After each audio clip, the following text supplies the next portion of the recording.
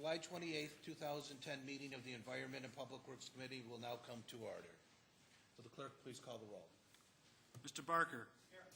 Chairman Cassetti. Here. Mr. Colby. Here. Mr. Haney. Here. Mr. Howen. Here. Mr. Hyder. Here. Mr. O'Brien. Here. Is there anyone signed up for the public forum? No, sir. Is there anyone present who is not signed up to speak who would like to address the committee at this time? The next item on the agenda is approval of the minutes. You have the May 26, 2010 minutes of the Environment and Public Works Committee before you. They will stand approved unless the clerk is notified of any changes by the end of the day. The next item on the agenda is new business. Mr. Clerk. Referral 10-224, acceptance of a Moved grant. by Legislator Barker, seconded by Legislator Colby. Any discussion? Legislator Hyder. Thank you, Mr. Chairman. Just a clarifying question through you to the administration. Does this legislative item give the county executive unilateral ability to award contracts to execute this project? Through the chair, Mike Garland, Director of Environmental Services. Yes, it does. Okay, so through you, Mr. Chair, those contracts could be up to $1.8 million. They don't have to come back to us like the typical anything over, what is it, 5,000, yeah. Through the chair, that is correct. Okay, thank you. Legislator Colby. Just to follow up on that, is this a contract where we get reimbursed after the projects are done? Through the chair, that is correct. So any project that the county wishes to enter, if it's a reimbursement, where we have to have a bonding resolution at the time of the awarding of the contract?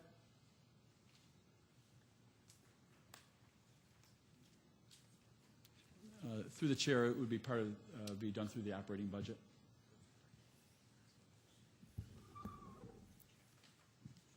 Is there any further discussion? Legislator Haney. Thank you, Mr. Chairman. Through the chair, I requested and appreciate receiving a list of the detailed projects that will be considered in this, and was amazed by the rapid payback on some of them. Even on the whole package, the average payback period is only 10 years. For a number of them, the payback period is less than a year. For example, the first item costs $1,000 and the annual savings will be $28,000.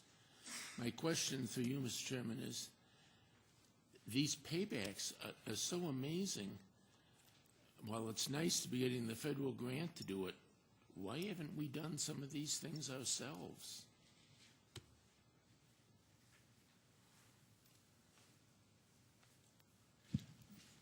I guess for the chair, I would answer that saying that we think this grant will give us certainly a great opportunity to pursue projects that we've otherwise identified as being cost savings and necessary projects. But through this, through having the retro commissioning study that was done by C.J. Brown, we've had these experts who've come in and identified these projects. From that, we will also be doing an energy conservation plan for the entire county. So really, we're going to take this beyond just a civic center and really look at our other major energy consumers to look for opportunities just like this. So these projects have been identified only as part of this process? Is that it? I mean, for example, until we got into this process, we didn't know that having a time of day schedule, and I don't even know what that is, and it's immaterial, but we didn't know that it would produce such huge savings for us. Is that what we're saying? Through the chair, I guess I would say I didn't know that we Okay. had an opportunity like that. But certainly there's been some low-hanging fruit identified. I guess I would characterize it as that. And we have what I would say is a statewide expert working on this for us. So certainly there's some great opportunities, and we want to build off that. And this grant and the study, the energy conservation plan, will certainly be a springboard I think, to look at other energy consumers, but certainly the Civic Center being one of the largest, that was our primary area of focus. Do we have, through you, Mr. Chairman, do we have other things around in the various aspects of county government that potentially have paybacks like this if we only did some upfront investment? Through the I don't chair, mean to put certainly you on the we're spot, well, but- certainly we're going to explore those. Okay. We're always looking for those opportunities. Yeah. And again, while there's some very specific projects before you, as part of this grant, again, we'll be looking at other major energy users and hopefully finding similar types of quick paybacks, if you will. Because while I'm not a great fan of borrowing, et cetera, I mean, if we have other projects like this with paybacks like this, heck, I'd loan you the money myself. I mean, this is, I mean, these are fantastic. Okay. Again, through you, Mr. Chairman, the follow-up on Mr. Hyder's question. The county charter provides that all contracts of over 5,000 will be approved by the legislature. Why are we waiving that oversight in this situation?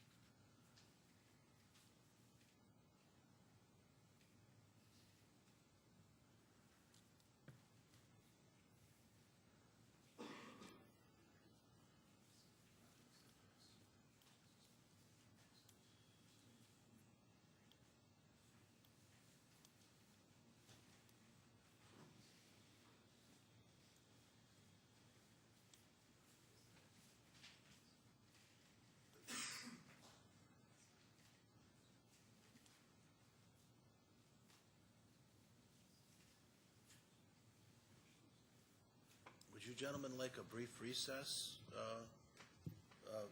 before you answer Legislator Haney's question? I'm sorry, through the chair, Meredith Smith from the Law Department. Could we have the question repeated? I missed it, I'm sorry. Okay, Legislator Haney, could you repeat The question is, the county charter requires that all contracts of over $5,000 be approved by the county legislature.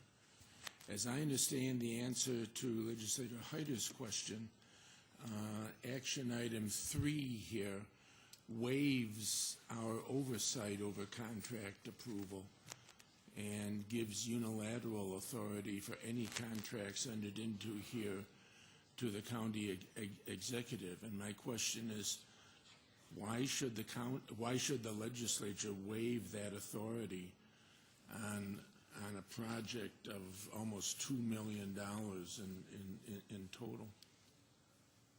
Through the chair, I can't answer why the legislature should do it, but the legislature is certainly authorized to transfer that responsibility over to the county executive.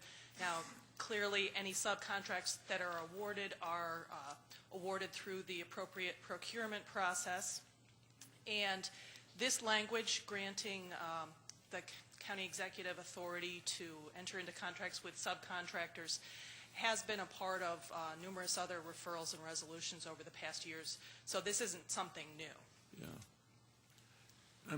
Mr. Chairman, I'd note that this is not only subcontractors, but it applies to prime contractors as well.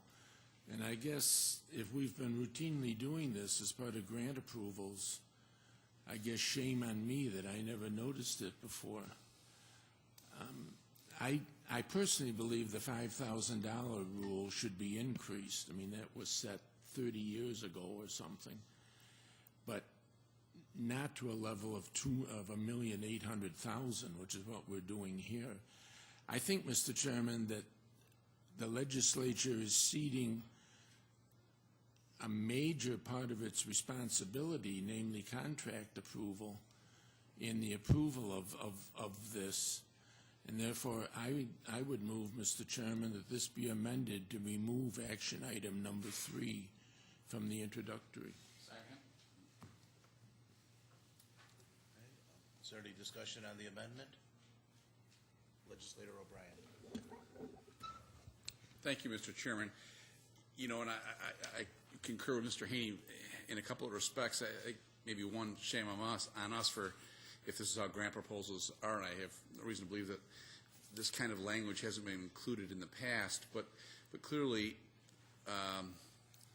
legislatures that came before us thought it was wise to have the legislature approve contracts over $5,000, and that limit we don't probably need really to be reviewing every contract over $5,000, but there should be some point at which legislative oversight is kicked in, and maybe we should revisit that threshold question.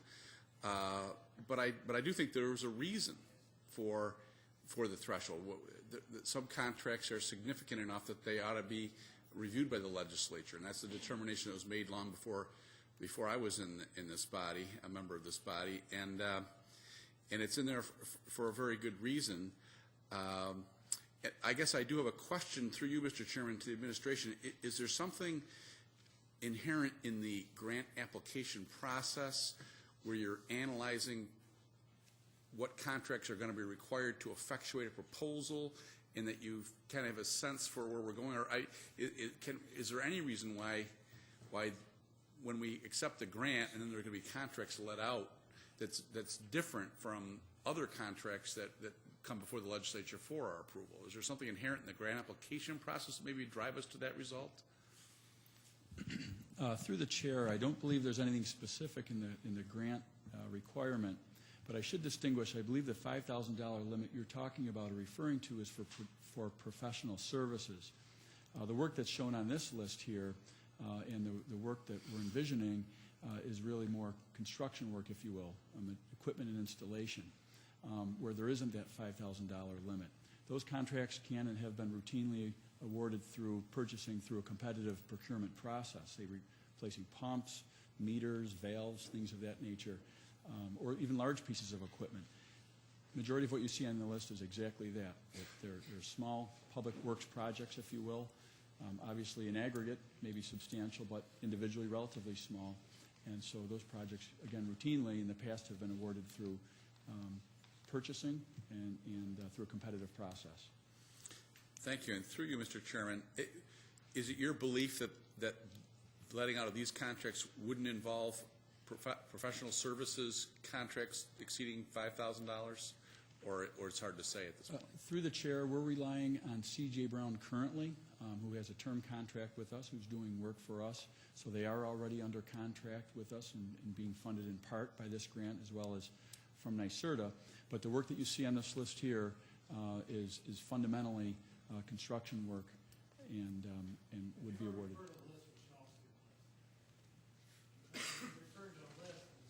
Sure. Talking about. Excuse me, Sorry, pardon for interruption, but I don't know if we're talking about a list of telephone numbers or a list of numbers. excuse me, I believe that Legislator O'Brien knows. Yes, my question has been answered. Thank you, Mr. Chairman. Legislator Colby, is there anything else you'd like to add? So if I understand the answer correctly, we never approve expenditures on pumps and stuff? Or we never approve contracts for equipment like pumps and stuff, the ledge? I mean, I can... Say, routine maintenance repair of pumps, say at Van Lair at a pump station that are budgeted in an operating budget, within an authorization that will go through purchasing. If we're replacing the entire aeration system through an approved capital project that has a bonding authorization, We approve in them most for cases, bonding. yeah. But we don't approve them as a Through the we chair, approve the the construction bonding side. contracts as well, too, yeah. Is that what you meant? Just for clear, you have a list with the paybacks? You know how my curiosity on paybacks are. Someday could I see that list, please, before Ledge? Okay. And you said that, I know earlier here was refer how fast, 10 years. Well, if that's the average, what's the longest one on the list? I don't think I like to smile. Through you, Mr. Chairman, 18 years, and I should qualify, this is an aggregate list. It goes beyond the 1.8 million, so that's a process that Mr. Maslenka is working on with the consultant to prioritize those to maximize the payback. So it does range from the very short duration to up to 18 years, but on average it's 10. Is there any further discussion on the amendment? Legislator Barker. Through the chair, give us, if we were to accept this amendment as proposed, what type of contracts then would come back? I mean, how small of a contract would come back to the ledge versus what would be the largest contract? What's the range? Through you, Mr. Chairman, it ranges from $1,000 to 1.4. Say that again, please. Sorry. 1,000 to 1.4 1.4 million. Million. million. Okay.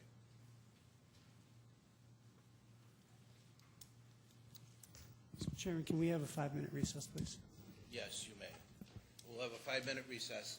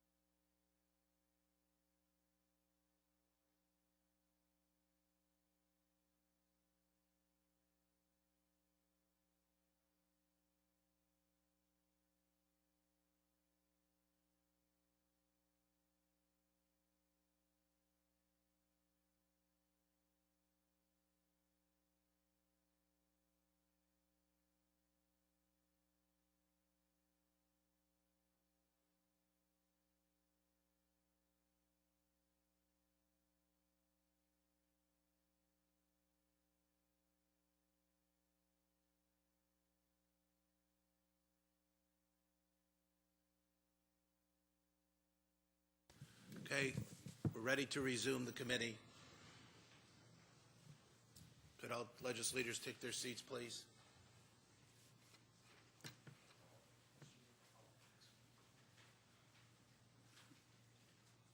Legislator Colby?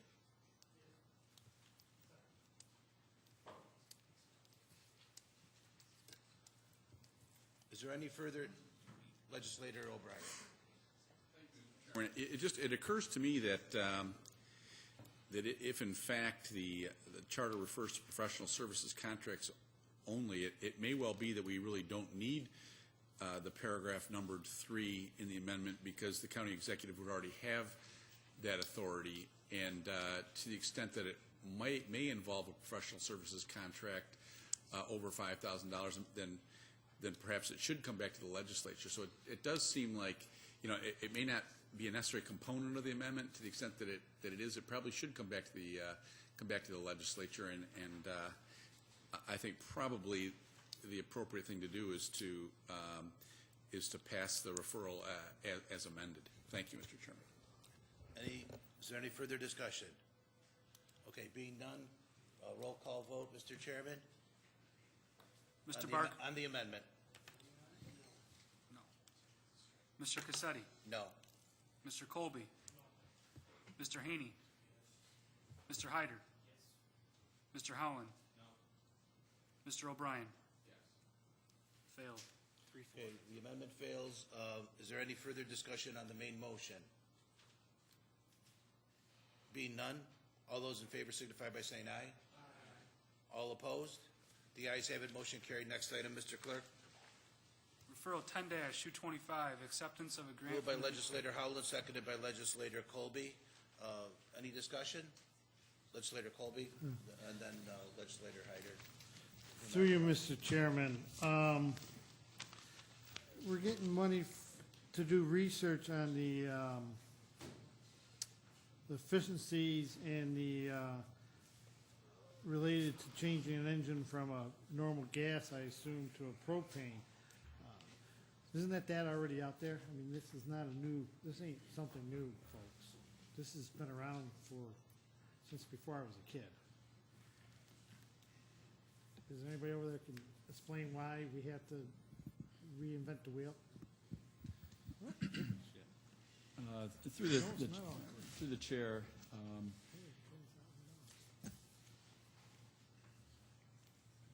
there are certainly many opportunities now relative to alternative fuels, and we feel this would be an appropriate complement to the fuels that are currently offered on Scottsville Road.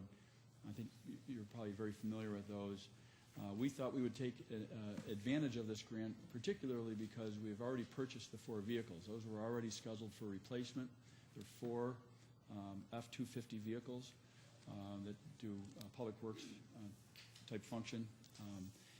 They've been purchased already. We needed to replace those, and we thought this would be a good opportunity as propane continues to be a viable alternative fuel.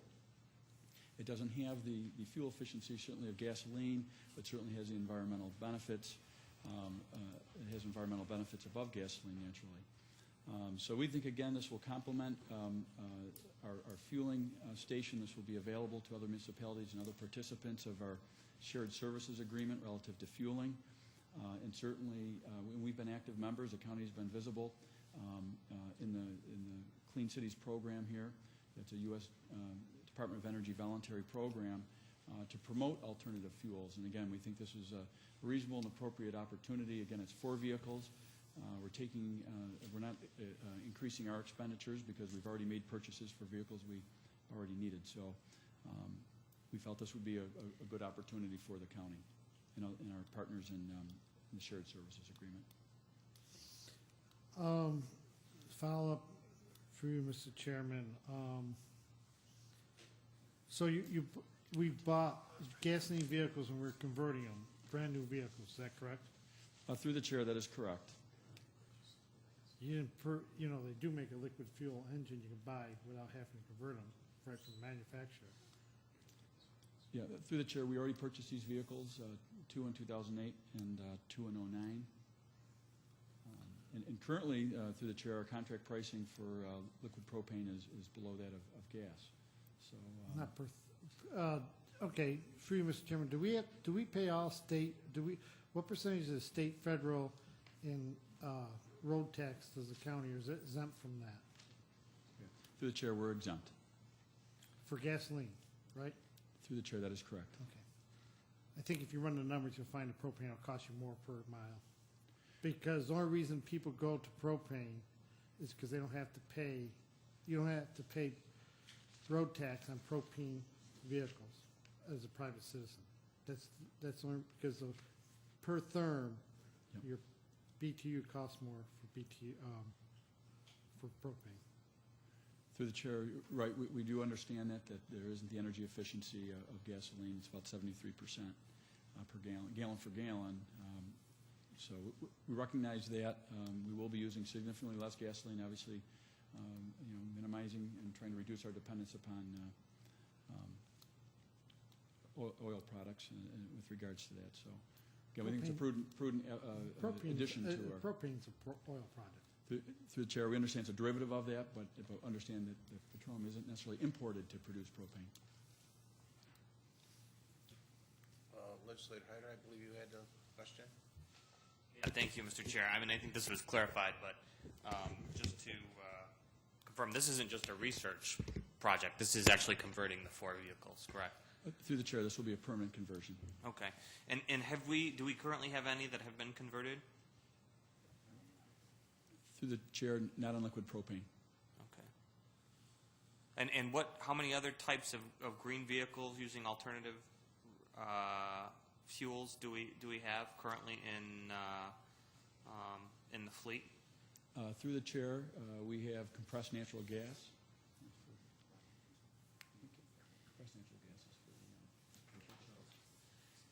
Through the chair, the compressed natural gas is for the airport shuttles. Okay.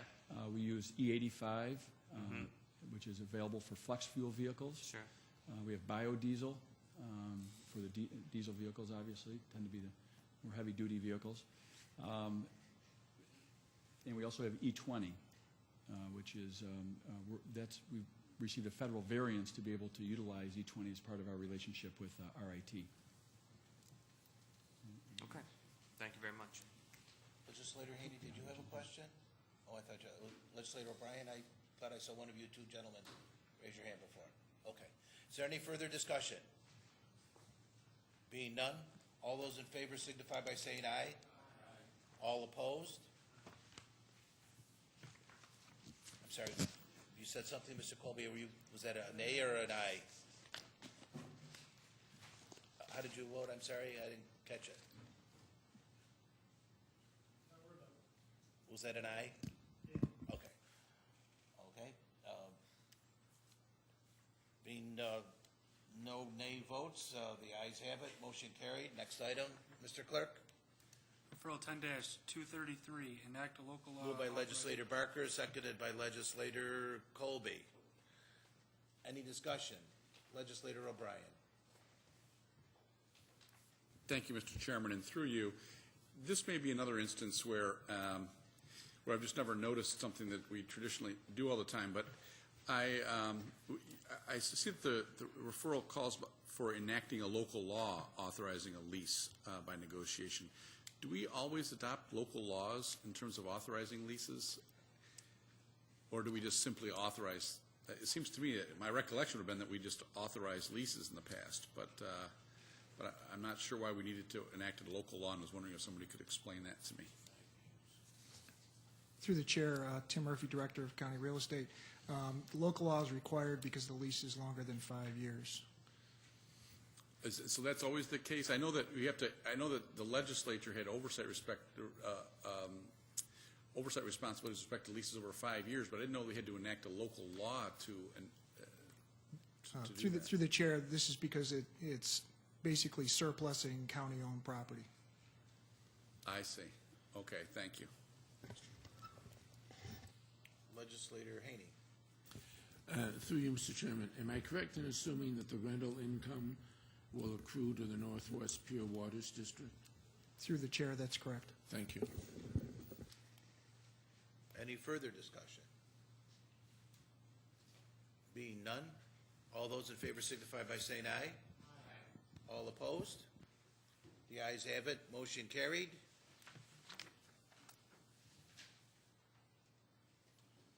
Are there any other matters that come before this committee?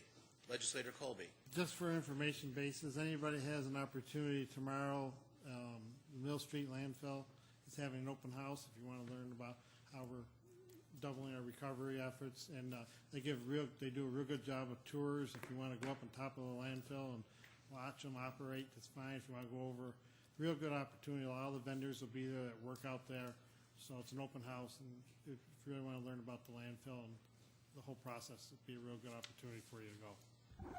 Thank you for the reminder, Legislator Colby. Are there any other matters to come before this committee? There being no further business, the July 28, 2010 meeting of the Environment and Public Works Committee stands adjourned.